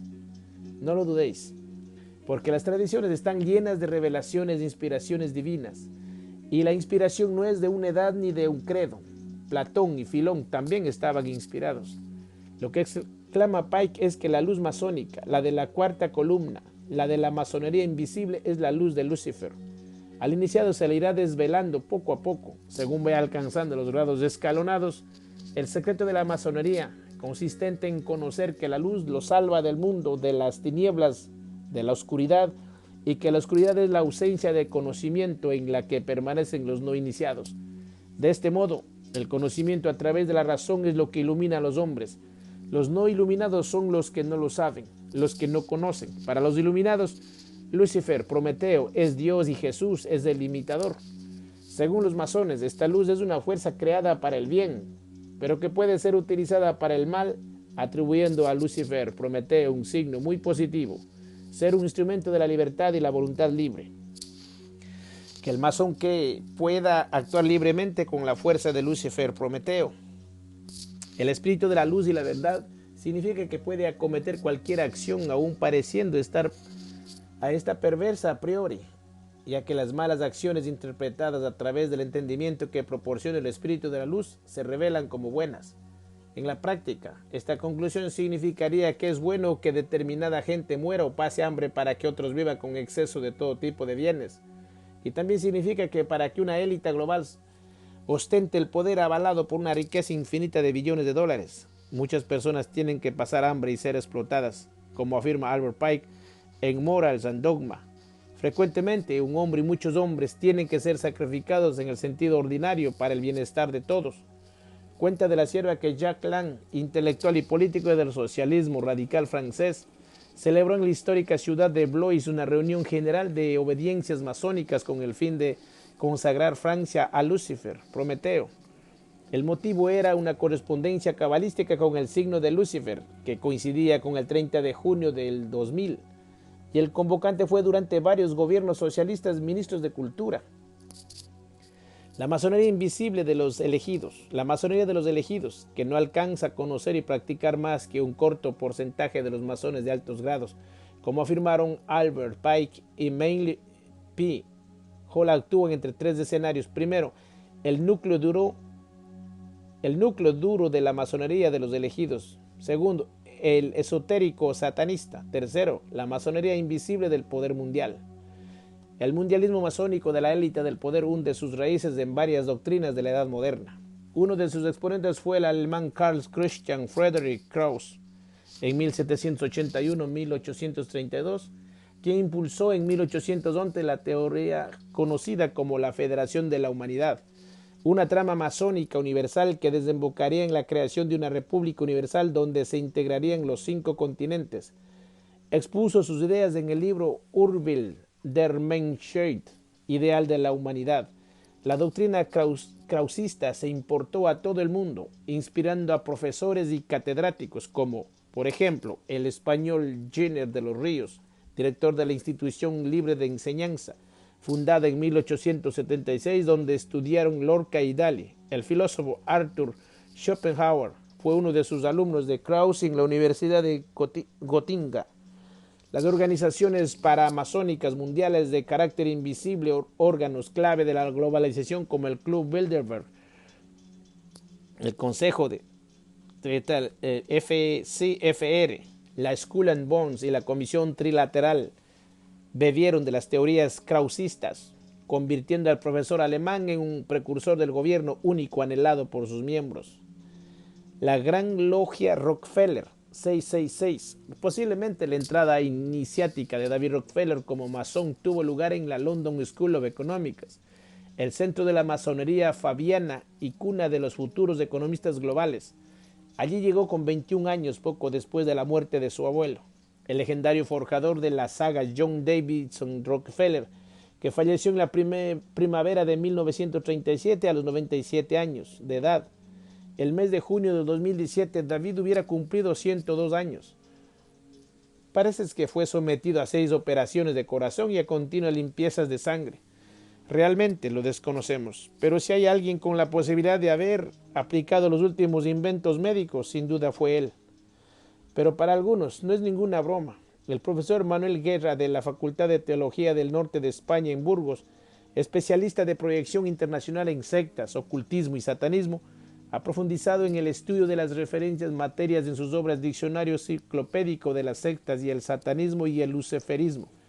Las concibe como 2 formas de religiosidad alternativa y mágica de nuestros tiempos y revela en sus trabajos interesantes aspectos acerca de la profunda impregnación del satanismo y el luciferismo en la sociedad actual. Ahí está, por ejemplo, la Gran Logia Rockefeller 666, Grand Lodge Rockefeller 666, cuya antigua desde sede central estaba ubicada en la Quinta Avenida de Nueva York, cerca de Rockefeller Center, entre las tiendas de las marcas más exclusivas del mundo. Hasta el año 1992 tenía un letrero con el número 666 en la cima de sus rascacielos, pero en la actualidad ha cambiado de local y se ha trasladado a las afueras de la ciudad. Por su parte, en el edificio de Rockefeller Center, cualquiera puede fotografiarse delante de la estatua de Prometeo de su recibidor. Como ya hemos adelantado, se trata del héroe griego que robó el fuego, como metáfora de la sabiduría divina y del entendimiento de las leyes del universo, a los dioses para entregárselo a los hombres. En la Gran Logia Rockefeller 666 solo admiten a personas de gran nivel económico y cultural que ya estén iniciados en los grados 30 a 33 de la masonería del rito escocés antiguo y aceptado. Su gran maestre actual es David Goldman y ha ayudado a grupos como Rolling Stones. La extinta Orden Illuminati de origen español consiguió su reconocimiento oficial a pesar de que el engaño de esta hermandad y su gran maestre, Gabriel López de Rojas, ha sido destapado por el periodista José Rodríguez. La Logia Rockefeller es una orden secreta de iluminismo del signo luciferino prometeico, cuyo ritual, según el profesor Guerra, acata el iluminismo más tétrico, que aspira a encontrar una luz superior a la masónica. Entre sus rasgos esenciales destaca la creencia en Lucifer como el Dios único, es decir, no hay más deidad que él. En este ámbito, lo que los cristianos identifican con Dios simplemente no existe. Este tipo de entidades iluminadas reconocen a Lucifer como el benefactor de la humanidad, como el héroe Prometeo, de ahí la estatua en el hall de la sede de Rockefeller 666, o el Baphomet, que se exhibe en muchas logias. Estos masones iluminados vuelven a la mirada la mitología clásica del héroe condenado por los dioses tras haber entregado el fuego divino a los hombres y reinterpretan la alegoría de Prometeo como símbolo de la innovación espiritual, del rescate de lo justo y verdadero a costa del sacrificio y del sufrimiento. Hablan de una luz que baja a la tierra para iluminar a los mortales, apartándolos de la oscuridad y trayéndolos de la conciencia y el conocimiento del pasado y del futuro, la sabiduría, siendo este atributo más propio de la divinidad que del hombre. Al haber recibido el conocimiento, los masones iluminados se creen dioses en la tierra y se sitúan por encima de las leyes del bien y del mal que afectan al resto de los ignorantes mortales. Guerra destaca que en el transcurso de sus reuniones se celebran misas rojas, llamadas así por el predominio de este color en su ritual. Durante las colocan sobre un altar la efigie de una joven adornada con símbolos pontificios y de la realeza. Aunque no se practican sacrificios humanos, sí se desarrollan ritos de sexualidad lujuriosa. Parece que son estos ritos de la masonería invisible de las altas esferas los que recreó el director Stanley Kubrick en su 13º largometraje Eyes Wide Shut, protagonizado por Tom Cruise y Nicole Kidman, que poco después romperían su matrimonio. La hermandad. El escritor británico del origen indio Stephen Knight, 1951-1985, publicó en 1983 The Brotherhood, la hermandad, 18 meses antes de morir. En su libro abre el corazón de la masonería inglesa y subraya que en esos años más del 70% de los jefes de la policía de toda Gran Bretaña eran miembros de la masonería. Descubrió una importante red de corrupción y criminalidad en la policía y en el Scotland Yard. En este último cuerpo se realizó una limpieza que acabó con la expulsión de 300 detectives hasta el año 1975. Un importante porcentaje de ellos eran masones. Así vemos que la masonería no solo está presente en Bilderberg, sino también en uno de los cuerpos de policía más importantes del mundo, que además se encarga de velar por la seguridad de los Bilderbergs durante el transcurso de sus reuniones, masones dentro y fuera del hotel elegido. La influencia masónica, según el periodista falleció, también se hacía notar en los órganos del gobierno y en el parlamento inglés. Hacia 1970, el 60 o 70% de los jueces superiores británicos eran masones. Muchos de ellos han pasado por Bilderberg. Knight además desveló en su libro la pertenencia de los miembros de la familia real británica a la masonería, como el duque de Edimburgo, primero del príncipe Bernardo de Holanda, que se inició el 5 de diciembre de 1952, su esposa Isabel II y era reina y se convertía en gran protectora de la Gran Logia de Inglaterra, aunque por ser mujer no podía ser miembro de la orden. En febrero del 2015 fue reelegido gran maestro de la masonería inglesa, concretamente de la Gran Logia Unida de Inglaterra. Cargó para el que fue elegido por primera vez en 1967 el príncipe Carlos, actual príncipe de Gales. Se ha negado a iniciarse en la masonería, con gran escándalo de sus miembros, quienes consideran que con esa negativa se interrumpe una costumbre vigente en la familia real desde el siglo XVIII, ya que prácticamente todos los reyes de Inglaterra han sido masones desde entonces. También la masonería estaba infiltrada en la iglesia anglicana, como lo ha hecho en la católica, llegando incluso a celebrar misas negras en el interior del Vaticano. Actualmente se considera que hay entre 4 y 5 millones de masones en todo el mundo, de los que la mayoría se encuentran en los países anglosajones, Estados Unidos, Reino Unido y los miembros de la Commonwealth, pero no es nada deseñable de la proporción implantada en otros países como Alemania, Francia, Italia, España, Benelux, Canadá, Portugal y las ciudades más importantes de Iberoamérica. Según afirmó Ramón Torres Izquierdo cuando era soberano gran comendador del Supremo Consejo del grado 33 del rito escocés antiguo y aceptado en España 2009 y 2012, el Parlamento Europeo está constituido por entre un 60 y un 70% de masones. Aseguró también que en el gobierno de Zapatero había más masones que en el anterior y aún fue más allá. Se puede afirmar que todos los valores que recoge la Constitución Española de 1978 son defendidos por la masonería y me atrevería a decir más, la ética de la democracia es la masonería. Ramón Torres Izquierdo fue secretario general de la Telefónica en el año 1984. UGT denunció la existencia desde 1977 de pólizas de seguro para los altos cargos de Telefónica, entre ellos el ex gran soberano, que ascendía a 46 millones de pesetas. En el 2010, De la Sierva desveló que el entonces presidente del gobierno español, José Luis Rodríguez Zapatero, es masón. Lo tengo documentado, estoy convencido y tengo además sospechas fundadas de que algunos de sus ministros también lo son, aunque no puedo de momento decir sus nombres. El historiador subrayó que actualmente la masonería en España tiene muchísima influencia y afirmó sin tapujos que el de José Luis Rodríguez Zapatero es un gobierno masónico, como también lo es del grupo Prisa, De la Sierva crítico. Además, que la política ferozmente anticristiana y anticatólica de Rodríguez Zapatero está dirigida a erradicar la influencia de la Iglesia en la sociedad y apuntó que el entonces presidente estaba siendo más moderado en sus actuaciones debido a la reacción mundial ante la muerte de Juan Pablo II y la elección de Ratzinger. El corporativismo de Bilderberg, un rasgo inconfundiblemente masón. La solidaridad interna, el corporativismo, constituye una de las características principales del club. Ser masón es una garantía para ascender socialmente, ya que los hermanos se apoyan los unos a los otros. Bilderberg, que por su talante y fundadores es masónica, desarrolla al pie de la letra de la sentida confraternización entre sus miembros, que hace que quien sea admitido definitivamente en su grupo triunfe para siempre. Esto significa también que si el nuevo discípulo no coincide con la línea del núcleo duro de los Bilderbergs o estos comprueban que no se servirá a sus propósitos, tendrá que salir por la misma puerta por la que entró. En la revista The Economist se publicó hace unos años. Cuando alguien hace escala a Bilderberg y ha llegado, la frase adquiere todo su sentido.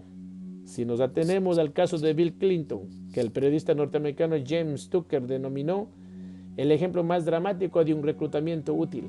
William J. Clinton asistió a su primer encuentro de Bilderberg en Baden, Alemania, en 1991. Allí le explicaron en qué consistía el NAFTA y le instaron a que lo apoyara.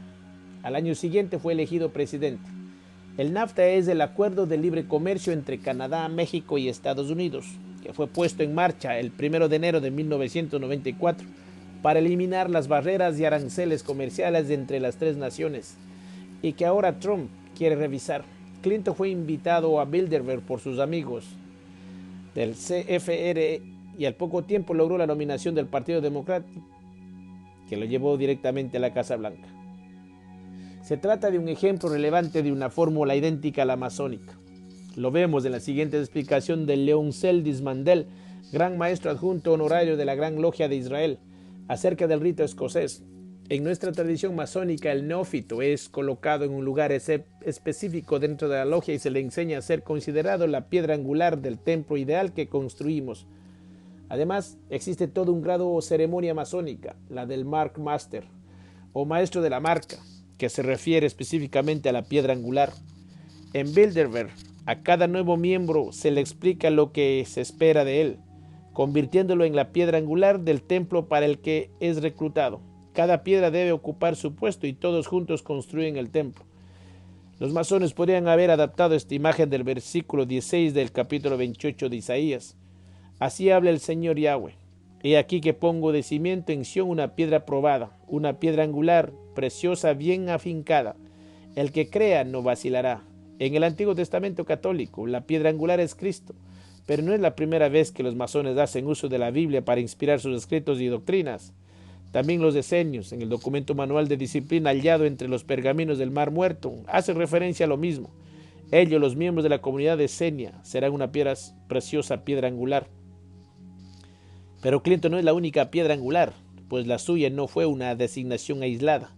Los presidentes de Estados Unidos suelen elegirse entre los miembros de Bilderberg, pero también los europeos. La primera vez que Anthony Blair estuvo con los Bilderberg fue en el 1993. Al año siguiente salió elegido presidente del Partido Laborista y en mayo de 1997 se instaló en Downing Street. Romano Prodi asistió a la reunión de 1999. En septiembre del mismo año alcanzó la presidencia de la Comisión Europea. Otro caso es el de George Robertson, que acudió a Bilderberg en 1998, un año antes de su nombramiento como secretario general de la OTAN. Del mismo modo, John Edwards fue invitado al selecto grupo un mes antes de que John Kerry lo contemplara como posible vicepresidente de Estados Unidos. En caso de ganar las elecciones, Kerry, masón y Bilderberg se convertiría en el secretario del Estado del presidente Barack Obama.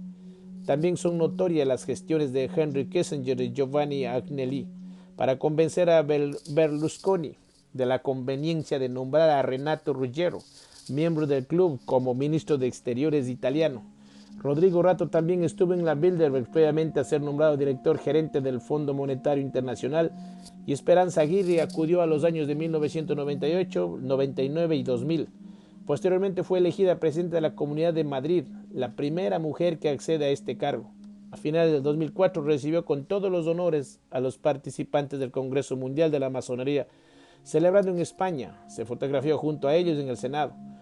Pero hay muchos más ejemplos. Otros casos son los de los dos primeros ministros franceses, Lionel Jospin, que fue invitado a Bilderberg en 1996, un año antes de ser elegido, y Michael Rocard, que ha dirigido la República Gala desde 1988 hasta el 91, antes de ser secretario general de la ONU, cargo que ocupó en 1997 y 2006. Kofi Annan lo fue de Bilderberg. En su último libro del mismo aporta una fotografía de su padre vestido con la indumentaria masónica. Para el profesor titular de Economía Aplicada de la Universidad Autónoma de Barcelona, Arcadi Oliveres, uno de los datos más llamativos de todo este entramado es que una de las sobrinas de Raoul Wallenberg, una de las grandes fortunas de Suecia, Nanny Lagergren, está casado con Kofi Annan. Esto significa, como mínimo, que Annan cuenta con la aprobación de una importante parte del establishment norteamericano. Kofi Annan fue nombrado directamente por Bill Clinton. Angela Merkel estuvo en la conferencia Bilderberg en el 2005 y Hillary Clinton fue una de las primeras mujeres que asistió a una reunión del club. Ocurrió en el año de 1997 y precisamente a raíz de esa vista algunos medios de comunicación internacionales se hicieron eco de la posibilidad de que se convirtiera en la primera mujer en alcanzar la presidencia de Estados Unidos.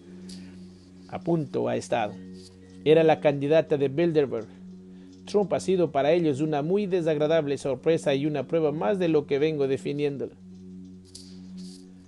Desde hace una década, ellos lo intentan, pero no siempre se salen con la suya. En junio de 2008, poco antes de ser elegido presidente de Estados Unidos, Barack Obama fue invitado a la reunión anual del club, celebrando ese año electoral en Washington. A la cita también fue llamada Hillary Clinton, contra quien peleaba Obama ante los focos de los medios de comunicación por la candidatura presidencial. Más adelante voy a analizar este hecho. Asombraría tal sucesión de coincidencias entre el binomio asistencias a Bilderberg, nombramientos sobresalientes, si no fuera por la fraternidad que confluyó dentro de las hermandades de corte masónico. Los miembros se ayudan entre sí y este empuje se encuadra dentro del sistema de promociones masónicas. Por su parte, estas cuestionables casualidades han generado acusaciones que el presidente Etienne Davington ha esquivado, aduciendo que el comité directivo tiene observadores de un talento excelente. Solo evalúa a los nuevos muchachos destacados en la fase de comienzo de su carrera. ¿A quién quiere engañar? La simbología oculta en el Bilderberg billete del dólar. El 4 de julio de 1776, los delegados de los 13 estados de Nueva Inglaterra proclamaban la Declaración de la Independencia de los Estados Unidos de América. De los 13 firmamentos del Acta de la Independencia, 9 eran masones. Ellery, Franklin, Hancock, Hughes, Hooper, Payne, Stockton, Walton y Whipple, al igual que otros 9 de los 13 delegados ingleses firmantes: Adams, Carroll, Dickinson, Ellery, Hancock, Harnett, Lawrence, Robert Dow y Bayard Smith, así como los 13 suscriptores de la Constitución estadounidense: Bedford, Blair, Birley y Brum, Carroll, Dayton, Dickinson, Franklin, Gilman, King, McHenry, Patterson y Washington. La gran mayoría de los congresistas que ratificaron dichos acuerdos eran igualmente miembros de la masonería, así como numerosos mandos del ejército republicano que combatió contra las tropas de la metrópoli inglesa. En esta época, ser masón era la forma de burlar la vigilancia y las leyes de la corona inglesa contra la que se levantaron las 13 colonias. Tras promulgar la Declaración de Independencia, el Congreso encargó a John Adams, Benjamin Franklin y Thomas Jefferson la elaboración del sello oficial del nuevo Estado, y cada uno sugirió un diseño basado en la mitología bíblica o en la griega. Pero el diseño definitivo fue propuesto por el secretario del Congreso, Charles Thompson, maestre de la logia Filadelfia dirigida por Benjamin Franklin. También era gran maestre provincial de las logias de Boston y Pensilvania. Además, fue venerable maestro de la parisina Lodge de Neuchâtel, las 9 musas, en los años de la Revolución Francesa. El reverso del sello coincidía con el símbolo de los Illuminati de Baviera, que también se plasmaría en las portadas de los textos jacobinos más radicales durante la Revolución Francesa. En el centro figuraba una pirámide formada por 13 escalones, los 13 nuevos estados. y el de la base contenía una fecha escrita en caracteres romanos, MDCCLXXBI 1776, el año de la independencia. También es de la creación de los Illuminatis de Baviera. El triángulo que conforma la cima del edificio aparece radiante con un ojo en su interior. Es el ojo que todo lo ve, un símbolo tomado del antiguo Egipto que representa la omnisciencia de Horus, el dios Sol. Para los masones, la religión egipcia es la religión de la luz. El reverso del gran sello incluía dos leyendas, una en su parte superior, circundando el triángulo que reza Anuit Coeptis, que se traduce como Él ha favorecido nuestra empresa, o aprueba los que se ha iniciado, refiriéndose al ojo del triángulo, que representa una fuerza providencial. La otra aparece en la base de la pirámide y dice Novus Ordo Seclorum. Se traduce como el nuevo orden de los siglos o el nuevo orden de las eras. Posteriormente se imprimió en el reverso de los billetes de $1.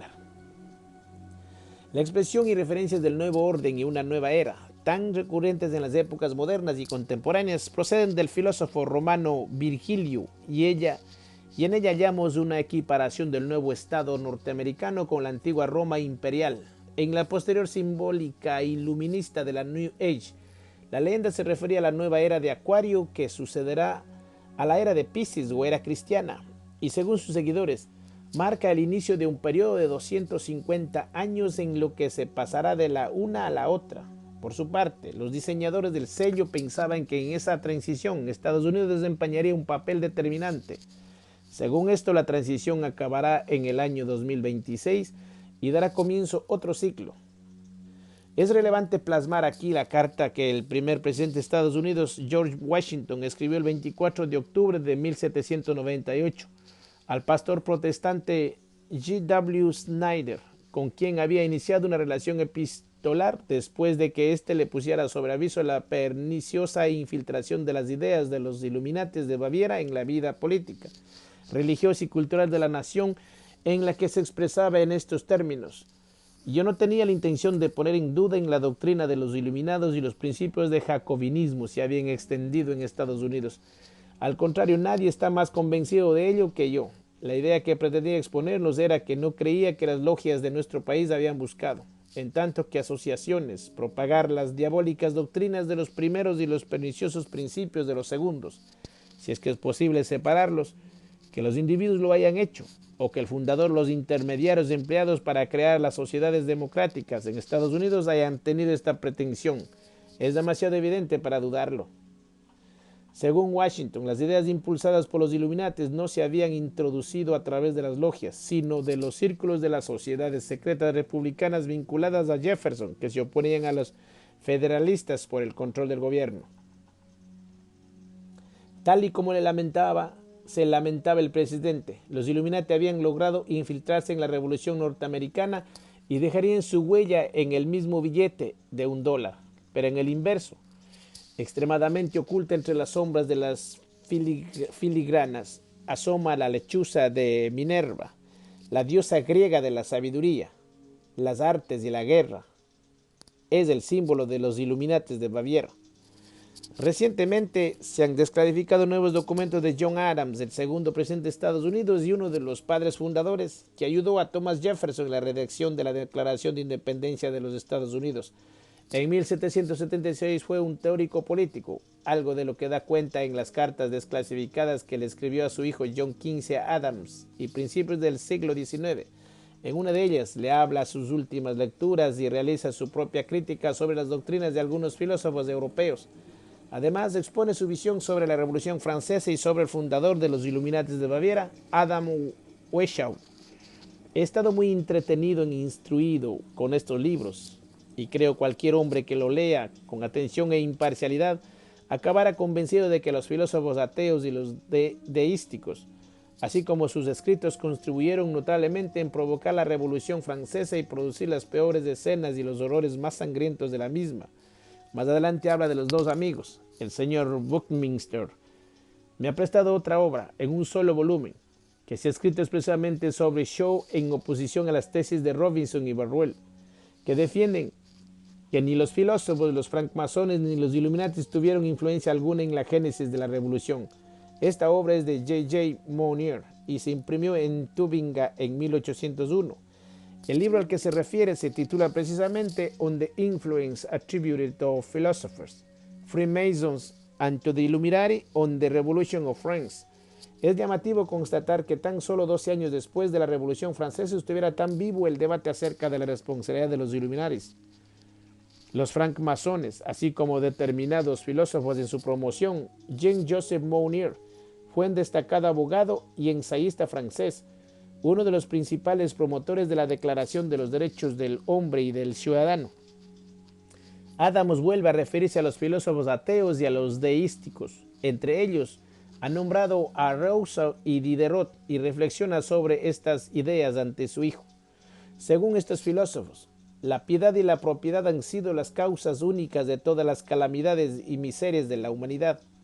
Parece que es casi un pecado, así como una locura, razonar con estos grandes maestros de la Baud, pero no puedo dejar de considerar que si los hombres fueran tan felices como para alejarse del amor, el temor y la fe en un Dios, y aceptaran no tener propiedad, según las ideas de estos caballeros, seguirán sufriendo calamidades, pues nadie les evitaría las enfermedades, el dolor de cabeza, el dolor de gota, las fiebres y otras. A continuación vuelve a referirse a la obra que acaba de leer. Mounier nos ha revelado la parte más inteligible del sistema de Weishaupt, el profesor de Derecho en Baviera, que he leído. Se trata del más profundo, el más extenso y al mismo tiempo el más delirante y perverso de todos los empíricos místicos de los tiempos antiguos o modernos. ¿Cómo fue posible que tal bribón pudiera asociarse con 2 o 3 bellacos y encontrar tantos incautos, entre ellos príncipes, magistrados y nobles filósofos, algunos de los cuales eran personajes respetables? No puedo comprenderlo. Sin embargo, mi capacidad para comprender las elevaciones de tal genio es muy superficial. Nunca pude desentrañar las alturas o profundidades del Miranda o Burr o incluso Hamilton. ¿Cómo puedo entonces aspirar a penetrar en Weishaupt? El hecho mismo de que su sistema para alcanzar la perfectibilidad del hombre, hasta el punto de que los príncipes, magistrados y las leyes sean innecesarios, no se cumplirá en menos de miles de años, ha sido suficiente para desacreditarlo para siempre. John Adams debía tener un gran sentido del humor, pues en una muy breve carta anterior, fechada el 30 de septiembre de 1798, dirigida a Oliver Wolcott, su secretario del Tesoro, le escribe: Estimado señor, espero que la oficina de correos no sea robada por ninguna de las sociedades de Illuminati, de la Unión Alemana, de los Irlandeses Unidos, que se dice que son tan curiosos en las oficinas de correos de América como en Europa. Adams refiere a los movimientos políticos de la época. A las revoluciones le siguieron los sentimientos nacionalistas que acabaron en las unificaciones alemana e italiana. Después de tantas aventuras y desventuras, al término de la Segunda Guerra Mundial en 1945, una fecha precisa e importante en la que comienza el nuevo orden mundial globalista, con sede en Estados Unidos, el hermano masón y presidente de Estados Unidos, Franklin Delano Roosevelt, culminó el proceso al ordenar que el reverso del gran sello norteamericano se imprimiera en la cara posterior del billete de dólar. Desde que el primer presidente de la nación, George Washington, se iniciara en la logia Fredericksburg, número 4 de Virginia, y posteriormente fuera gran maestre de la logia Alejandría, número 22, parece ser que al menos 15 han sido los jefes de Estados Unidos que han vestido el mandil masón. La influencia de la masonería se hizo patente desde el principio en todos los ámbitos del incipiente país, modelando sus componentes ideológicos y políticos, inspirando buena parte de su simbología. Sin embargo, aunque el rito y las reglas de aquella masonería ilustrada, que encontró en las logias del lugar la manera de liberarse de los abusos de la Gran Bretaña, y la que desde 1945 pretende doblegar y esclavizar al mundo entero, sigan siendo los mismos. Existe un universo entre aquellos hombres de honor que morían y mataban de frente y estos, a quienes la cobardía los hace esconderse mientras mandan a sus ejércitos a matar en nombre del dinero y el absurdo. Presidentes estadounidenses masones. La masonería ha estado vinculada a la presente Estados Unidos, con todo lo que supone en cuanto a penetración en el tejido institucional, social y político de la gran nación norteamericana. Muchos presidentes de Estados Unidos eran masones, como Franklin Delano Roosevelt, miembro también del SFR, y Harry C. Truman, que fue iniciado en el grado 33 del rito escocés de la SFR. Por su parte, John F. Kennedy era católico, no masón, pero sí miembro del SFR. Lyndon B. Johnson era masón del grado 33 CFR. Gerald Ford fue masón y presidente del CFR. George Bush I es masón y miembro de la Comisión Trilateral del Skull and Bones y el CFR. William J. Clinton es masón reconocido, miembro de Bilderberg, la Trilateral y el CFR. Las tres organizaciones mundialistas. Clinton ha estado afiliado en la organización juvenil masónica de Molay y es miembro de la moderna Orden del Temple Masónica. Su ex vicepresidenta Al Gore, de cuya función el nuevo orden mundial nos ocuparemos más adelante, es masón confeso. Desde Eisenhower, que no era masón, pero sí del CFR, todos los presidentes norteamericanos han pertenecido a Bilderberg. La interacción de la masonería también es esencial en la banca, masa integrada del club. El Bilderberg David Rockefeller fue un puntal básico de la masonería. Invisible, que nunca ocultó a su condición masónica, pero tampoco la aireó. Su yerno, el ex senador Nelson Aldrich, el esposo de su hija Avi, también es masón. Otro Bilderberg masón, que además fue presidente del grupo, es Lord Carrington, ex secretario general de la OTAN, y Valery Giscard d'Estaing, redactor de la Constitución Europea. El profesor Guerra ha señalado que el expresidente Barack Obama fue grado 92 de una logia de afroamericanos.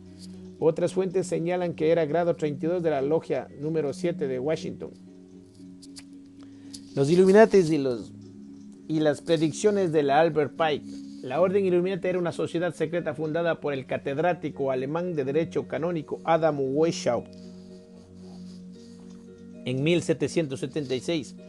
El profesor que estudió en la Universidad Jesuita de Ingolstadt, donde se doctoró en filosofía, copió el esquema organizativo jerárquico de la Compañía de Jesús. La dirigió de forma despótica, exigiendo a los subordinados una obediencia total y ciega hacia su jefatura. Weishaupt escribió: el fin justifica los medios. La muerte es el fin del problema humano. También plasmó en sus escritos: la salvación no está allí donde los tronos fuertes son defendidos por la espada, donde el humo de los incensarios asciende al cielo o donde miles de hombres fuertes miden con paso los ricos campos de la cosecha. La revolución que va a producirse será estéril si no es completa. El objeto de Weishaupt era la transformación del mundo. Sin embargo, su revolución estaba dirigida a la imposición de una élite intelectual gobernante, es decir, pretendía imitar al despotismo ilustrado de la época. Fue despedido de la Universidad de Ingolstadt cuando descubrieron su secreto y acabó en Gotha. A Adam Weishaupt lo apoyaron los Rothschilds y el duque Ernesto II de Sajonia-Gotha-Altenburg. Fundó los Illuminati el 1 de mayo de 1776.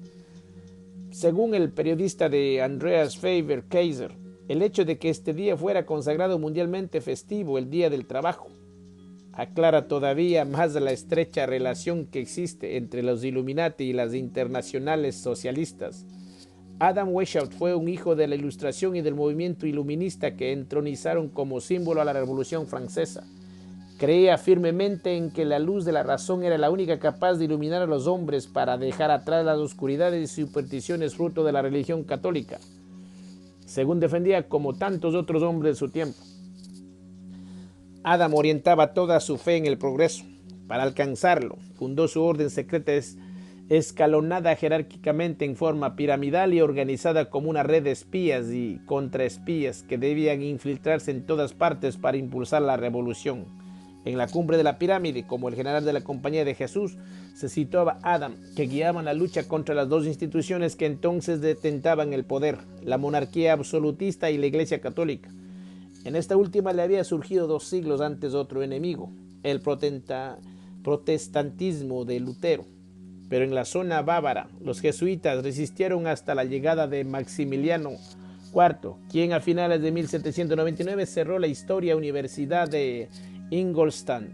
Que los católicos abandonaron las universidades y centros de enseñanza era otra de las ambiciones de la Ilustración y de Weishaupt, quizá porque él mismo había sido expulsado de la misma. Antes de la llegada del Maximiliano IV, los revolucionarios franceses invadieron Baviera en 1795, cercando Ingolstadt. Y es que era la época de las revoluciones, la norteamericana, la francesa, la industrial en Gran Bretaña y la teológica. Por primera vez en siglos, algunos filósofos comenzaron a cuestionar los cimientos y doctrinas religiosos. Ya no es Dios quien guía al pueblo, sino la razón y la libertad. Los templos, monasterios y conventos se consideraron símbolos del poder y la sinrazón, por lo que era blanco de ataques. Monjas y sacerdotes fueron asesinados en la Revolución Francesa. Cuando las pilas de muertos dibujaron París y la sangre de las guillotinas corría por sus calles como ríos sedientos en busca del mar. Según analiza Marco di Luchetti en su obra Illuminati Manifesto of World Revolution, 1792, el Esprit des Religieux, la rama francesa de los Illuminati, bajo la dirección de Robespierre, asumió y ensangrentó la revolución ya en marcha, ejecutando no solo a miles de aristócratas y miembros del clero, sino es un esfuerzo de despoblación particularmente a la gente del pueblo. Luchetti documenta cómo se dispusieron a acabar con los 2/3 de toda Francia, con el objetivo de erradicar a unos 16 millones de personas de los cerca de 25 millones que conformaban la población en ese momento. 2/3 de los ciudadanos son villanos, los enemigos de la libertad. Ellos deben ser exterminados. El terror es la ley suprema. Es el instrumento que nos ayuda, es un objeto de veneración. La destrucción debe estar constantemente a la orden del día. Si la espada deja de funcionar, si los verdugos no sirven como padres de su país, la libertad está en riesgo. Queremos reinar sobre una pila de cadáveres regada por la sangre de los enemigos. El revolucionario francés Nicolas Bonneville, autor de El Esprit des Religions 1792, creó la sociedad secreta del Cercle Social Editorial, periódico Bulletin de la Bouche de Fer. Fue él quien escondió y dio cobijo a los miembros franceses clave de los Illuminates de Baviera que actuaron en la Revolución Francesa. Uno de los autores de Trustream Media Online, Aaron Dykes, afirma que el macabro esfuerzo se puso en marcha, concluyendo con más de 1 millón de muertos por hambre. El suministro de alimentos estaba artificialmente restringido y centralizado. Fuego y espada. Solo acabó cuando se derrocó la oscura revolución de Robespierre y él fue ejecutado sin juicio en la misma guillotina que había estado usando para llevar a cabo su terror.